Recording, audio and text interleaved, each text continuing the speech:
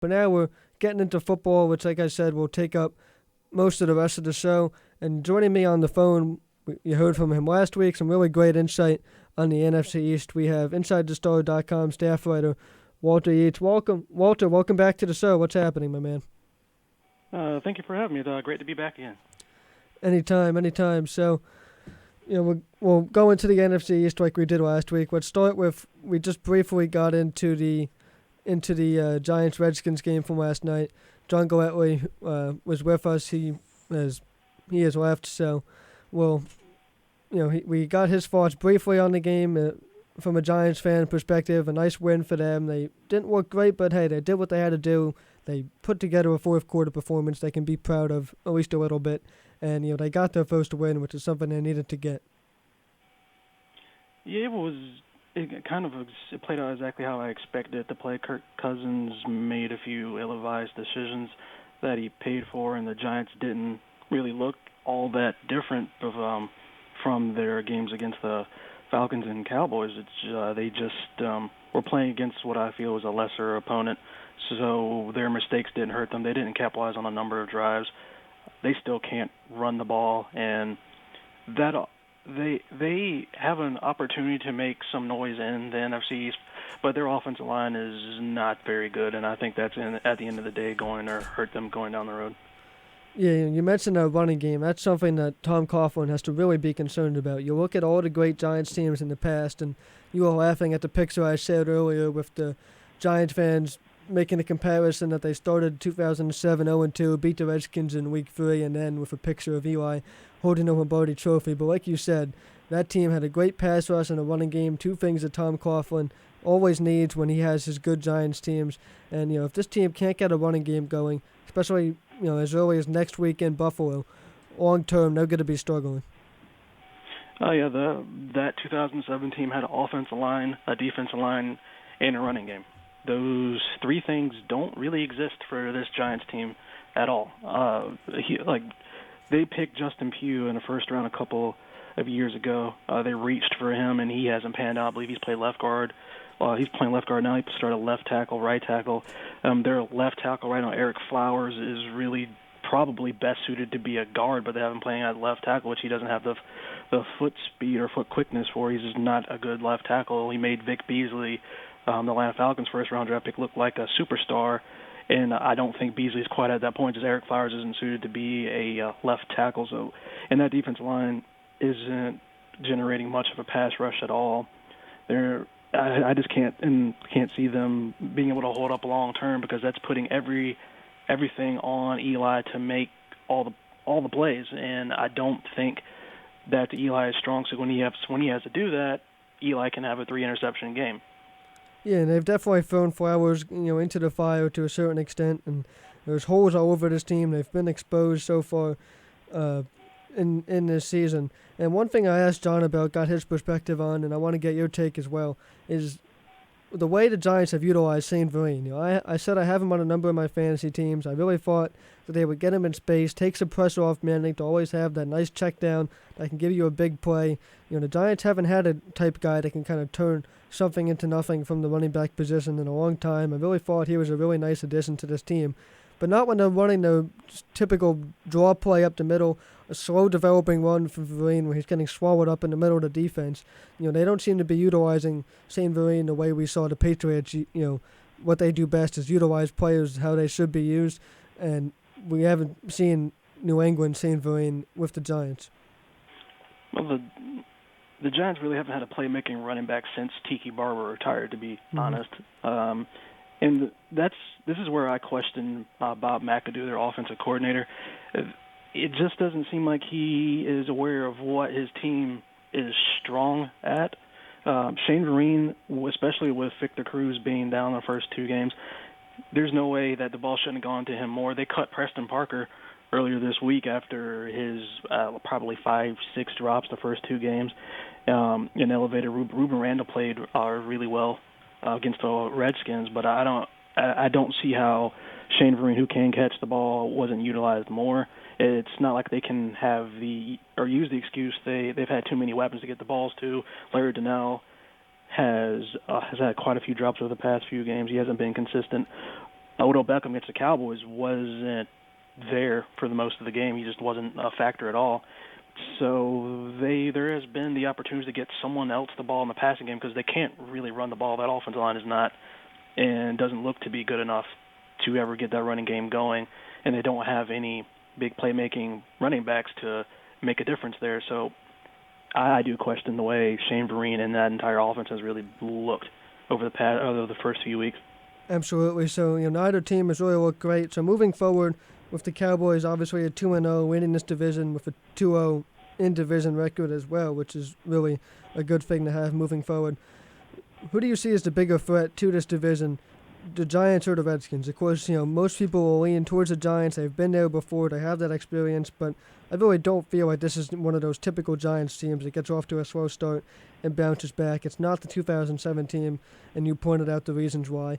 And, the Redskins, people are hyped up about their performance against the Rams, but overall, they have some nice pieces in place, but are just so inconsistent. So neither team obviously a huge threat, but which one if you had to go lean towards one direction or the other? Before the season started, I said the Giants were going to compete with the Cowboys for the division, and right now it does look like they would be have the best opportunity to do so after their first three games. The Redskins, I kind of went off on Drake Gruden last week. The style of offense they want to run, where they're a power running team and use a ball control passing game. They're starting the wrong quarterback for that. Colt McCoy is there. He's a lot better decision maker. He might not have the arm talent. He might not have the intent. Well, he might not have the size or the arm talent you want. McCoy can always move around. I don't know how many times last night I saw Kirk Cousins kind of stand there, or even worse, just step directly into a defensive lineman, and it was embarrassing to watch him get beat up last night.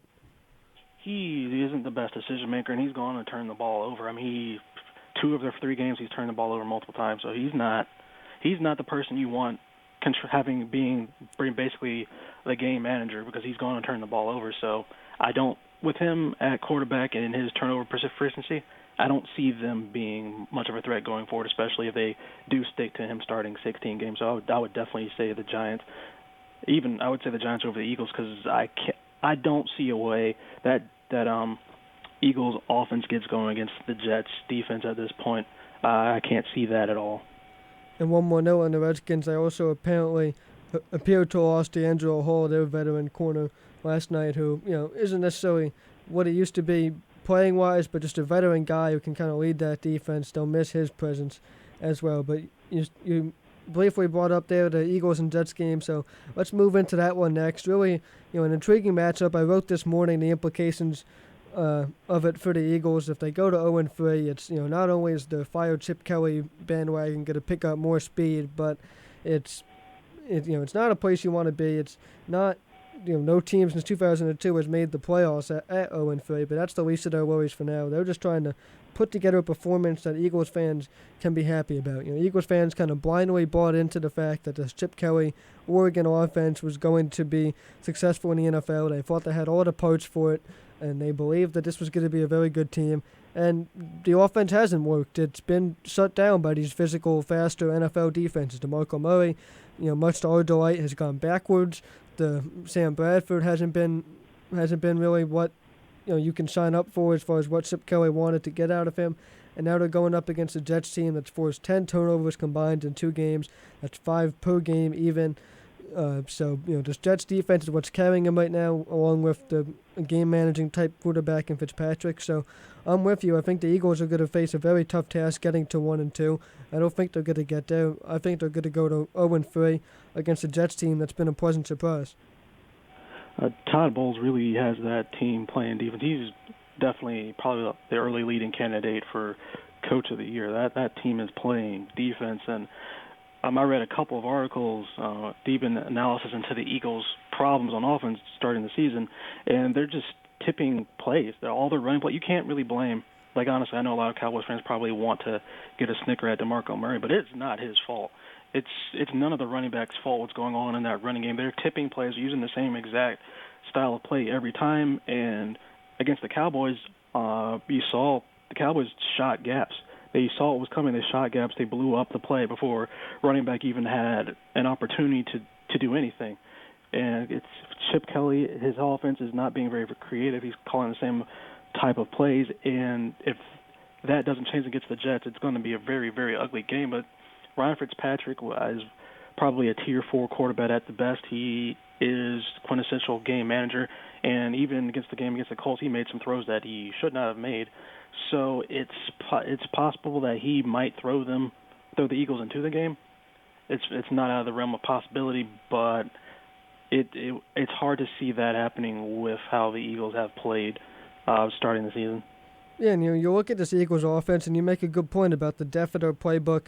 Everyone who's watched Oregon a little bit or thinks they know a good amount about the way Oregon runs their offense, it's really not as complex as you would think. It's not that many different plays. It's just happening so quickly, and there's so many different reads and options in the offense that it seems that they have a ton of different ways to attack you. But really, it's based on what the defense is giving you, and if the defense is right on top of you from the snap, you're not going to have the ability to be off to the races like it was at Oregon. College level, yes, that's going to work. You're not playing an entirely built defense. Most college defenses are lucky to have 2 or 3 really good defensive linemen or linebackers, and the rest are guys who aren't going to see the next level. So you can get away with having 3 insane burner speed running backs and just split carries, hand them the ball.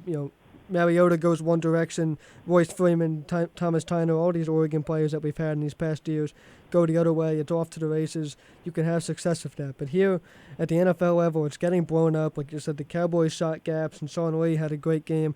He was my player of the week from that game because of his performance there, and he had the interception on Bradford in the end zone. So, you're right. It hasn't worked so far, and despite having the personnel for it, and I think the biggest reason has been Bradford, as well as the style of back that, DeMarco Murray gives you. DeMarco Murray in Dallas, everyone says, his success was all built on the offensive line. It was a combination of the way this offensive line is built and the style of running back that he is. People discredit that a lot. They kind of want to throw running backs into the same categories as far as, they're all just backs, or, they're a speed back or they're a power back. That's as far as people go in evaluating the running back position. DeMarco Murray is the type of guy that when you handed him the ball in Dallas, he had basically a 3 or 4 yards every single play. And then he had a chance to use his physicality, break a couple of tackles, and fall forward and average about a gain of 5 or 6. Here in Philadelphia, he's getting swarmed as soon as he gets the ball, and the best he can do is fight forward to get back to the line of scrimmage. And that's taking a toll on him, and that's why he hasn't been nearly as effective.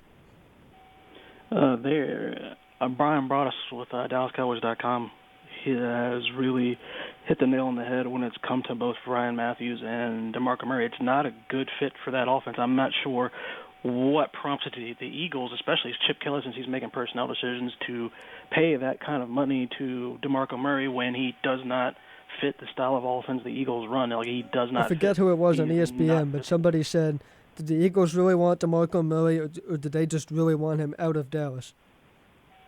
I'm not guaranteeing that kind of money just to get a player off another team. That would be ridiculous. That would be a terrible. It's the Eagles, so it's not out of the realm of possibility. That would be a terrible personnel decision to force your hand to play a player that you're going to pay that kind of money to just to get him away from a rival, which it did, but it's not helping your team at all because he just doesn't fit. Almost like Jason Hatcher doesn't really fit as a 3-4 nose tackle. That's not where he had his best year. He never fit in that role, or a 3-4 end. So it's just not a good fit there, and I don't see how that's going to change unless the Eagles change up their playbook. But I can't see Chip Kelly doing that right at this point.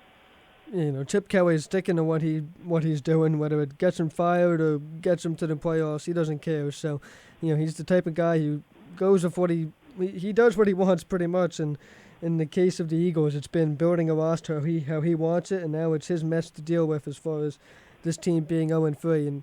And quickly before we get into the Cowboys-Falcons game, we'll spend a good amount of time on that. Just a few minutes here on the Jets and their perspective going into this game.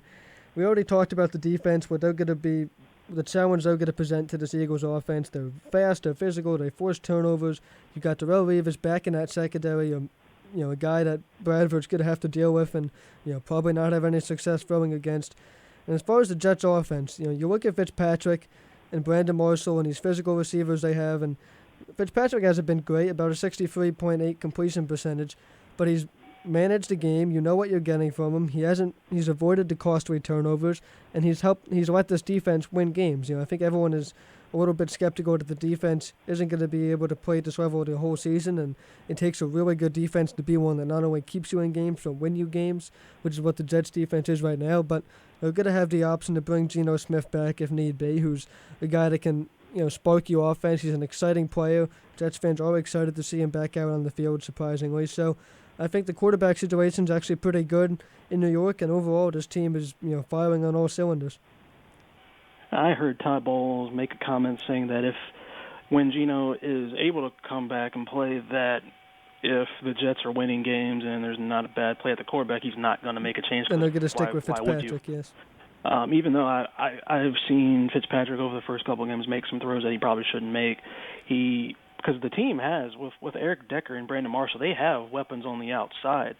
And Chris Ivory, he's a powerful running back that fits the style of physical play that the entire team portrays. So when matching up against the Eagles, it's really hard to even imagine how the Eagles are going to try to approach this game on offense, because if they speed up and try to even speed up and go fast, they're just putting their defense against the wall like they did against Dallas. Even though they kind of slowed down during the Dallas game, they would be in danger of getting blown out. They're going to have to figure out something or to rely on their defense to make plays, which their defense isn't exactly full of playmakers. So it's really hard to see how the Eagles come out and play and win this game. I mean, I expect the offense to play better than it did against Dallas. I hope Sam Bradford, I hope he does play like that, but I don't think he's going to play like that again, because that was really bad. Yeah, the whole quarterback swap there was really a head-scratching move, probably one of the more confusing ones that the Eagles made in the offseason. You don't see it very often. First of all, that's what surprised a lot of people. And, Nick Foles is just probably a better fit for this offense, but the rolling of Bradford, who I think his biggest issue, and we saw this with that video that surfaced of when DeMarco kind of was giving him a glaring look on the sideline after the fumble against Dallas, he's not the type of quarterback that's going to rally this team and lead this team. And this team, if anything, the thing that you can't underrate, and it's been underrated by the Eagles numerous times with the Dream Team and now this team, is team chemistry. You flat out, we had John in here in the first hour. We were talking Mets and Yankees. It came out with the Mets. You need that chemistry. It's something that no analytical numbers can judge. You're not going to be able to sit in a film room and figure this kind of stuff out, but you have to have at least a decent feel for that, or at least somebody in the organization that has a feel for it. And right now, this Eagles team, they don't have leadership on offense. They don't have somebody that says, okay, this is what we're going to do. This is how we're going to fix this. I think DeMarco's trying to be that guy, but it's not really working, because you need to have that. You need to have some success on the field to be a leader. So he's trying to fire up the offense, but at the same time, he's frustrated because he hasn't been able to have any success in where it counts and actually rushing the football.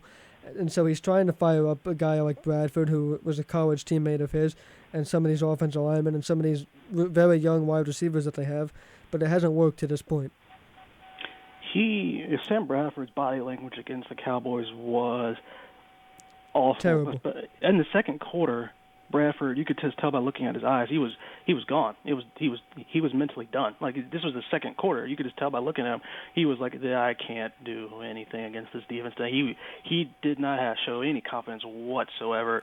DeMarco Murray went off, and there's really nothing he can do as a running back running in this scheme. If Chip Kelly keeps calling these same plays with the same blocking scheme, there's nothing that can really be done, because defenses are going to keep shooting A gaps and B gaps and blowing the play up in the behind the line of scrimmage. And I just don't see, because they don't really have a huge playmaking wide receiver.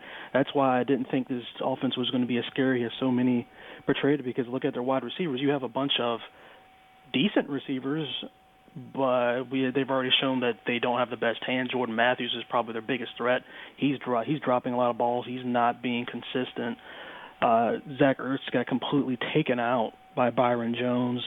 So Darren Sproles was not that active last week against the Cowboys, and he's probably their biggest weapon, but they don't utilize him the way I think they should. So I don't see where it's going to come from. It's the NFL. They could surprise a lot of people on Sunday. But that Jets defense is really, really good, aggressive, and physical, and that's going to be a problem for that Eagles offensive line, definitely. I told Bryson this morning, the founder of InsideTheStar.com, where you can find a lot of great work from Walter right here, and I have some articles up there as well, of course. And I told him this morning. I said he commented on my article about the Jets defense, and he didn't know about the stat previously that it was 10 turnovers in 2 games, and I said, get that to Marco, me and ready. So, I think we're both in agreement that the Eagles are on a fast track to 0-3 and a fast track to really, even more of a mess of a situation with Chip Kelly and what's going to happen there. So not a good situation for them, and a bright situation right now for the Jets as they have a chance to go to 3-0, which would really be something special in that AFC East division. All right, Walter, let's get to the real reason you called in, of course. Let's talk a little bit of Falcons and Cowboys. So you got 2 teams that come in at 2-0, and they've both beaten the same teams, which is a bit of a weird scheduling note there. The Falcons, they win Monday night, week 1 against the Eagles. They beat the Giants week 2 in one of the Giants' fourth quarter collapses. And then the Cowboys, the flip side of that. Giants, another fourth quarter collapse, this time in week 1 against the Cowboys. That got them to 1-0. And then they go on the road and beat the Eagles, which we talked about last week. So you got 2-0 teams. 3-0 would mean a ton to both these teams. Of course, the Falcons, it would be a nice lead in that division. That division, is not very good right now. Drew Brees is going to miss time. The Panthers are not, over the course of the season, probably not going to amount to much. And Tampa Bay, might be a threat, but will fall behind if the Falcons can get to 3-0. And then the Cowboys, of course, if they can get to 3-0, they have a nice lead in this division. It's a good spot to be with a tough part of the schedule coming up, and no Tony Romo and no Dez Bryant. So, let's just get your general thoughts going into this matchup before we really dive into both sides. It's very interesting to look at, especially studying both teams. It doesn't, even without Tony Romo playing this game, the Falcons don't really have an overwhelming advantage when you break down their teams. From everything I've seen, their running defense is not as good as the numbers would tell you. They've played the Eagles and the Giants, and both teams were able to actually get a substantial amount of running yards on them. And their running game themselves is averaging 2.8 yards a carry, and they're going to miss Tevin Coleman this game. So I don't expect them at all to run against the Cowboys defense, especially a lot of people, again, also I've been saying this a lot of people like to bash Nick Hayden because he doesn't show up on the stat sheet a lot, but when you look at tape, he is taking up blocks, eating up space, and it's reasons why you see Hitchens and Lee running to the ball because the defensive tackles are eating up blocks and getting penetration. So I don't see on paper other than Roddy White last week didn't even have a catch. And I think either Brandon Carr or Mo Claiborne can match up against Roddy White. Their biggest weapon and threat is by far Julio Jones, as he can change the game in one play. That's their biggest opportunity this game. But Rod Marinelli knows that. So they're going to make sure that if he does that, it's going to come from an outstanding personal effort and not based off the scheme, which for some reason the Giants completely man-on-man against him in that situation was probably a really bad mistake. Well, it was a really bad mistake. I'm not sure why you even think you could get away with that. I don't foresee the Cowboys trying to do something like that against Julio Jones. So, and if Brandon Weeden, he doesn't have to go out and win the game. He has the arm talent to throw the ball down the field vertically better than Tony Romo if he can just trust what he's seeing and does it. He just can't make the mental mistakes. He has the talent to lead the offense. He just needs to not make mistakes, but not just check down 132 times to Joseph Randle for 3 yards. You just can't do that all game. Yeah. This defense isn't. It's a Dan Quinn defense, but they don't have the Seahawks talent, so there is opportunity to strike against the defense, definitely. Yeah, I think you make a good point about if the Falcons offensively enter this game one-dimensional without Coleman, and if they're one-dimensional in this game, I think that's absolutely advantage Rod Marinelli Cowboys defense because first of all, this defense has all but won them these games in the first 2 weeks. Of course, it was Romo making the game-winning drive in week 1, but the defense has been on fire, and now they know that even more so they have to win games for this team. So this defense is fired up to play this week, and if the Falcons come in here and Matt Ryan, I can't see him having success if he has to throw the ball, too many times against this defense. I think the Cowboys secondary has been nothing short of excellent so far this season. So, I agree with you 100% there. I think the Cowboys defense can absolutely have a field day against the Falcons if Matt Ryan is forced to throw as many times as you alluded to. Matt Ryan is the kind of player who, despite his talent, he still likes to stare down receivers at times, and he will make several throws per game that can be taken advantage of. Like I wrote my Smooth View game preview went up earlier this morning on InsideStar.com, and I spoke about that. He will make 2 or 3 throws a game that you have a chance to make turn into a turnover. So it's up to the secondary or Sean Lee or whoever is in the path of that throw to make the play, because the first 2 games we've seen Tyler Patman and Brandon Carr miss several chances at interceptions. Like Tyler Patman, I've counted 2 that have hit him in the hands, and Carr had 1 that hit him in the hands. They need to make those plays this game. You have to help Brandon Weeden in any way possible to make him more comfortable, make him believe he doesn't have to go out and win this game himself. But even if he does, there are still weapons on this Dallas Cowboys offense that can make plays. Jason Witten is playing, Bryce Butler. I cannot see them missing an opportunity to go over the top to Bryce Butler in this game, because that guy can take the cover off the defense, and he can be a weapon. They just have to take the chance, and just can't be too conservative on offense. They will have the opportunity to run the ball if Weeden can make them honest and move them off the line of scrimmage.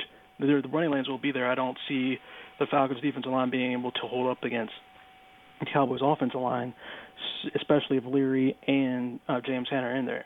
So I'm not that intimidated by the Eagles' defense at all. So I think, or not the Falcons' defense. So I definitely believe there is definitely hope that if Weeden doesn't throw 4 or 5 interceptions, that this game can be a win for the Cowboys. Yeah, as for Brandon Weeden, the run game for the Cowboys is going to have to be better with him at the helm at the quarterback position. You're absolutely right about that. And, I think the offensive line can, at least here against the Falcons for now, do what they need to make the run game more successful than it has been. You're right about Weeden, everything you said about him. The arm talent is there. He has a cannon for an arm, not necessarily launching the ball downfield, but he's precise in the mid to short passing game. He gets the ball there on time, but when a play breaks down or he has to double pump it out, or somebody gets jammed at the line of scrimmage, when something goes abnormal with a play, let's say, Weeden tends to panic and either make a bad decision or hold on to the ball, get sacked, and even fumble it if he gets dragged down as well. So, it's good. It's like good Brandon, bad Brandon at times with Brandon Weeden. But if the running game is there, if Joseph Randle, Darren McFadden, and Lance Dunbar are making explosive plays, and not only making explosive plays, but making the plays that don't show up on a highlight reel, the first down runs up the middle, getting those 3-4 yards, setting up 2nd and 7s, 2nd and 5s. Brandon's going to have a lot of success getting the ball out of his hands to guys like Terrence Williams, who can make runs after the catch, like we saw for his touchdown in Philadelphia. Get it to a guy like Cole. He has weapons to work with, and he's going to be able to utilize them in the short passing game. But is that going to be enough to move the ball down the field for 4 quarters and win the game for him? I think a lot of that falls on the shoulders of not Weeden, but Joseph Randle. The way they used their running backs last week, I think when it gets to a very critical situation, Darren McFadden's going to be the running back, because when it came down to getting those tough yards in the fourth quarter against the Eagles, Darren McFadden was the running back. So I think that is telling of how they view them, and that's also how I view him. I believe, as I call him, Darren McFadden has helmet to goal post explosion, means he can take it to the house any given play if it's blocked right and he is paced enough to read the hole. He's going to break one sooner or later. He's not just just a jitterbug type of back. He has some physicality. He showed that the first 2 weeks. He's not afraid to make a statement on the field, lower his head down, and deliver a blow. And I believe he's going to be the one that needs to pick up. I just don't see it with Joseph Randle at this point. He is getting taken down a little too easy. Against the Eagles, he did make some plays that were just not there. He made something out of them. I just would prefer McFadden touching the ball more at this point in time. They both need touches, but I would just prefer McFadden doing that because I feel he has the more explosive capabilities. And with that, the running game's going to have to pick up. It definitely is. They're going to have to. The offensive line's going to have to block. Whedon, because you're correct. If something doesn't look right on the first read, he can't panic. He needs to trust his progressions, go through them, and realize that sometimes taking a sack is not the worst thing in the world, especially if the alternative is you throwing it into double coverage and it getting intercepted. That I would definitely take a sack any time, but I can't see the Falcons getting that kind of pass rush to really force them in those situations a majority of the time. And if they do bring blitzes, it's going to be up to Brandon Whedon to make them pay for that because there's going to be single coverage, and the receivers and tight ends are going to have to beat the single coverage, which they have the ability to do because there's not that. I don't see playmakers in the Falcons' defense unless you throw the ball right out at them. Desmond Trufant's their best corner, but is he a shutdown elite cornerback? No. So the opportunity is there for Brandon Whedon to succeed. He just can't fall into I'm just going to throw the ball away or not be accurate. He has to play, and if he has a chance to play well enough that this team can drive the ball down the field. I can see that happening. He just needs to make throws, really. Yeah, this is his first season having the same offensive coordinator for a back-to-back season, so that definitely helps, and it's a reason for Cowboys fans to at least have a little bit of hope for him. Let's see what we have from him. At least give him a chance to play a full game, which is going to get this Sunday against the Falcons. And the moves that I thought were really underrated and really just brilliant by the Cowboys and Jerry Jones and Will McClay was to go get a guy like Matt Castle and also so that they activated Kellen Moore and, so that he's part of this team and not just someone that they've forgotten about. The Cowboys have been trying for years now to get a viable backup quarterback on the roster for Tony Romo, a guy that they can either, use as a backup in the true sense of the form, which is, when Romo goes down, or a guy that they can groom into being a long-term type guy, like maybe what the Giants are trying to do with Ryan Nassib in the future. But they've been trying to get a backup on the roster for years now. Whether they've made that evident to, the national headlines and the general fans or not, but to people that follow this team closely, they know that we've been trying to find that quarterback, and, thankfully they've passed on Johnny Manziel. But the one guy that I don't think has realized that his job might not be as secure as it is Brandon Whedon. I think he's gotten a little bit complacent in these past couple of years, realizing that, this is my backup job. This team has done nothing to go find a backup. No, this team has tried to find a guy to replace Whedon. If they found someone better for a while now, they just haven't been able to find that right fit or the right time to do so. But now, the sky was the limit for this team coming into the season. It was a Super Bowl or bust type year, and we all knew that was the expectation. You lose your best receiver in week 1, your quarterback in week 2. A lot of the teams would pack it in right there and say, it's not a Super Bowl team anymore. The Cowboys still think they have a chance at the Super Bowl because Romo and Dez are coming back, and they want a quarterback in Brandon Whedon that can hold his own until that time comes.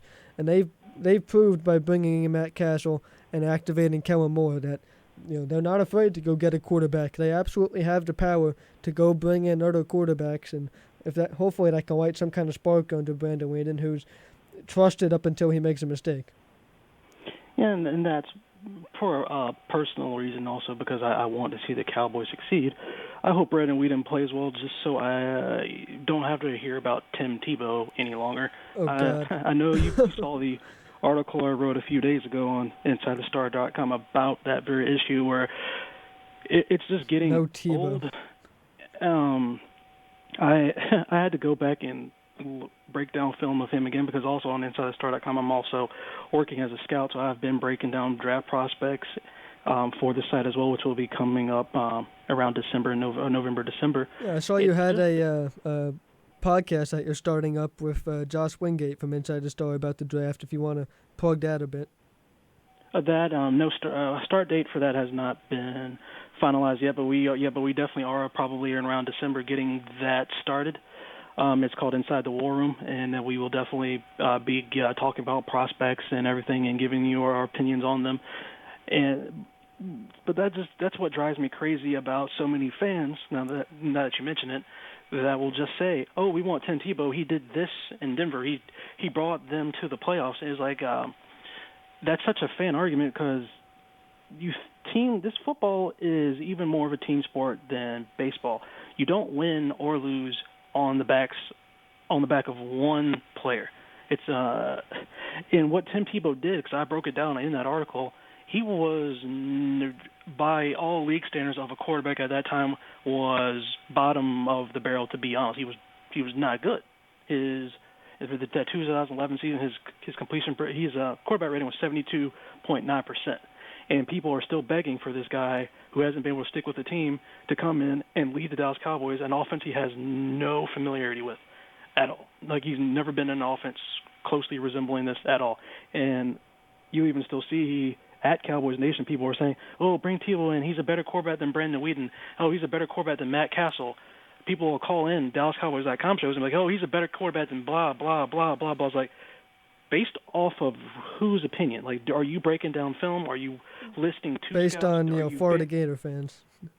Well, I don't even honestly think it's a lot of Gator fans that are really doing it. It's so many other fans that are just based off of what ESPN says, even though they don't want to listen to anything they want to say about the Cowboys, but listen to it about Tim Tebow. It's hypocritical completely. And so when you look at Tim Tebow, he's just not an NFL quarterback. If you wanted to be a fullback or tight end, sure, you'd be a great downhill running fullback. The Eagles could use him. I wish the Eagles had have kept him, and then they would be guaranteed 3 wins this year. So it's just things like that. I want to see Brandon Weeden succeed so they can put that to rest. Like, Matt Castle is here. I mean, yeah, there's definitely competition there. Matt Castle, Kellen Moore has experience within Scott Linehan's offense. Matt Castle, even though he said, "Yes, I'm here to be the backup, I support Brandon Weeden," he wants to play. He knows that if Brandon Weeden goes out and probably has 2 bad games, either if they win or lose in those games, if Brandon Weeden is exceptionally bad, a decision will be made to probably start Matt Castle. He knows that. And I hope that does give Weeden some encouragement to go out and play well. I mean, anyone that's a Dallas Cowboys fan should pull for Brandon Weeden to be successful, because that is in the Dallas Cowboys' best interest for him to be successful. The division is still in the Cowboys' favor to win it. The Eagles dropped to 0-3. That's a huge hole.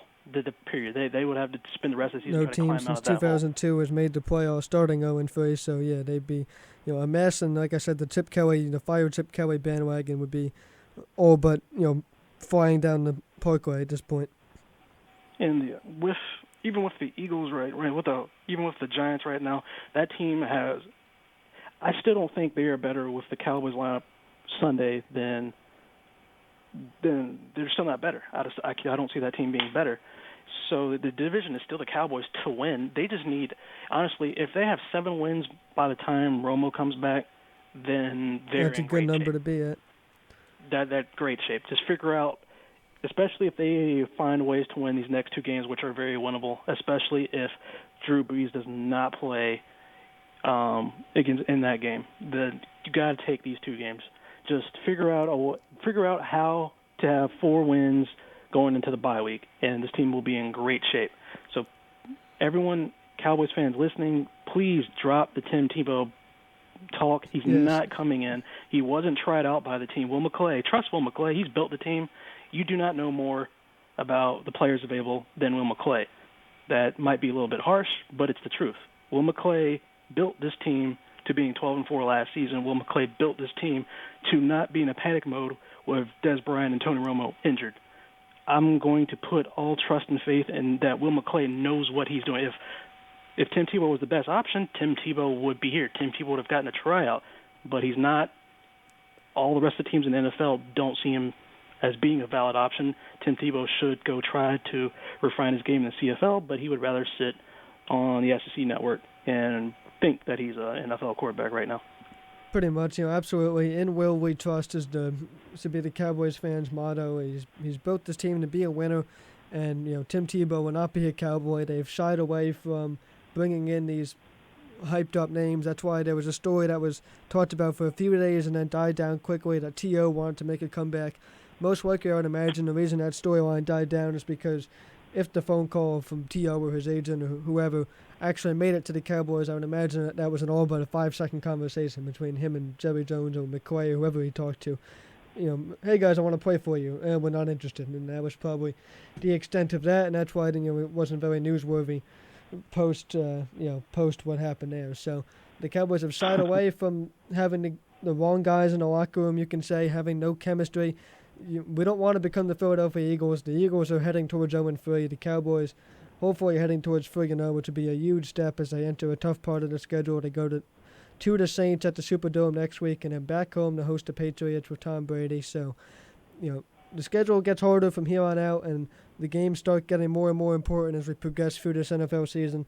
And 3-0 is a mark the Cowboys certainly want to hit, while the Eagles look like they're on their way to 0-3, and the Giants and the Redskins even down at 1-2 with their uninspiring performances on both sides last night. Walter, anything else from just around the league, general thoughts going into Week 3 before we let you go?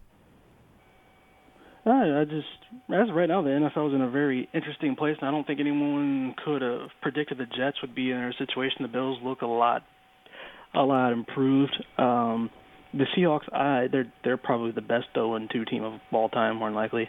I don't think they're going to struggle for the rest of the season. And they'll get to 1-2 easily against the Bears. So. Yes, the Bears. If any of my Bears fans are listening, the Bears, they're in trouble. That team needs retooling right at this point. There's definitely some interesting things going on. So, who do you think is a surprise team so far in NFL, good or bad? I think definitely the Jets have been one of them, and also the team I'm looking at has been the Bengals. At 2-0, they have a nice win against the Chargers. They've, a lot of people are saying, the Bengals, it just made sense for them to take a step back after year of being in the playoffs and not being good. It's a logical step back to be finally a team where you're not a good playoff team. But no, they've been pretty good so far. They've played good defense. Andy Dalton has been above average and above his usual self. So they have a really important game with the Ravens, who are trying to avoid 0-3 in Baltimore this week. So I think that's an interesting matchup all around, and I think the team itself has been surprising. I can definitely agree with that. I think definitely for me it's been the Jets. I didn't expect the Seahawks to start 0-2, but I don't foresee them continuing to be a bad team this year. So with that, I honestly didn't expect the Eagles to be this bad either. I did not expect. I thought they were supposed to win the Super Bowl. NFL.com wanted me to believe they were going to be a Super Bowl team. I mean, that hasn't worked out. I don't try to get involved in that kind of hype or anything about any team without looking at the team. And yeah, it's always a good idea. They based it off of what they did in preseason against vanilla offenses or defenses. No, I was like, that's a silly prediction to make right now, especially Sam Bradford and DeMarco Murray are evidently they're best friends or college roommates. And I can't imagine them just sitting after practice talking about this team. It's just like there has to be a lot of bad thoughts in that locker room because a lot of players have come out of there and are complaining about the style of practice Chip Kelly runs and how hard they practice. So there is definitely some issues in that locker room. And if they don't beat the Jets, there's going to be a lot of headlines about the Eagles for the rest of the season, and they're not going to be good for Eagles fans at all. All right, Walter, we'll leave you on this one. I know you're a huge Chicago Cubs fan, and they're in action right now. I don't have the score in front of me, but I know they have a chance to clinch a berth to the playoffs tonight. Just give me a couple quick seconds on what you're excited about for playoff baseball with the Cubs, which is something that sentence alone should get a lot of fans excited. They actually lost 2-3 to the Pirates today. I honestly only expected the team to be 500. I thought they were going to improve and be 500. But they have definitely exceeded all expectations. The only worry I have going into the playoffs is the depth of the starting rotation. John Lester's going to have to be consistent. Jake Arrieta just needs to be himself. And after that, there's questions, but especially with the entire pitching staff. So it's exciting to see. There's no team in the National League you feel that they're completely overmatched against. So it'll definitely be interesting. The one-game playoff, which looks like they will be headed for, and it looks like it will be in Pittsburgh at this point, will be very interesting to watch. I'm not in favor of the one game. I wish it was a 3-game because anything can happen in one game of baseball. Mm-hmm. So it's definitely an exciting time to be a Cubs fan because they should be good for the foreseeable future with how much young talent they have in the field. So it'll be great to watch. Absolutely, an exciting time to be a Cubs and Cowboys fan with hopefully the Cowboys on their way to 3-0. Walter, thanks so much for joining us. Oh, not a problem at all. All right, so that was Walter Yeates from InsideTheStar.com, a staff writer over at Inside the Star DC on Twitter and Cowboys Nation as well.